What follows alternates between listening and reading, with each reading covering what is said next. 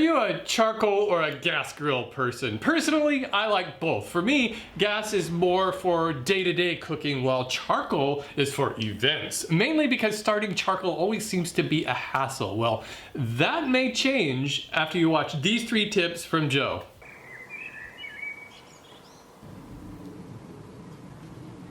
You're right guys, I'm Joe from Average Joe's Joinery. We're just about to have some nice weather just in time for the bank holiday weekend, so why not get the barbecue out? Here's 3 tips on starting a charcoal barbecue. I think we all start charcoal barbecues with some bits of newspaper. Well, as I'm sure you're aware, it's often never enough to get the charcoal lit, so ideally we'd add some fire lighters. But what if you haven't got any? You can use some Vaseline or petroleum jelly. Yeah, I've found that some cotton wool dipped in it makes a great fire lighter. You can even use some scrunched up newspaper dipped into the petroleum jelly too. The idea is that the petroleum jelly will burn a lot longer than the paper or cotton wool on its own. On average, the cotton wool fire lighters will stay lit for a good 10 to 15 minutes, which is more than enough time for the coals to ignite. One thing you still have to do is keep the coals close to the flame, which leads me on to my next tip nicely. Use a chimney starter. A chimney starter is basically a metal bucket with a handle and some holes in the bottom. The holes allow air to get to the flame and create more heat. I like to add some cotton wool fire lighters to some newspaper and roll it up. I can then twist it into a donut shape and add it to the underside of the chimney starter. Then it's just a case of adding the coals and lighting it.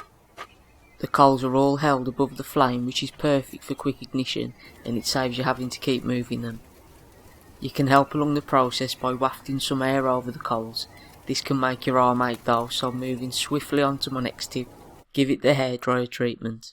You can use a normal everyday hairdryer to get air to the coals and help speed up the ignition process. The extra airflow really raises the temperature. It's also really handy to use when you need to add more coal to the barbecue. Place on the new coals and give it a blast with a hairdryer. It'll kickstart the ignition process on the new coals and help maintain the cooking heat.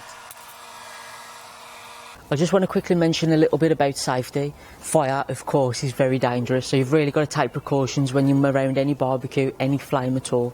Make sure there's nothing around you that can catch fire, and make sure you've got a method to quickly put out the fire should it get out of hand, whether that's a fire extinguisher, some water, just anything just to get that fire out. So that's it then guys. 3 tips on starting a charcoal barbecue from an average Joe. Something else that I would definitely recommend, especially if you're in the UK, is don't forget your brolly. The weather can change at any minute, you know what it's like. If you like this video, please give it a thumbs up.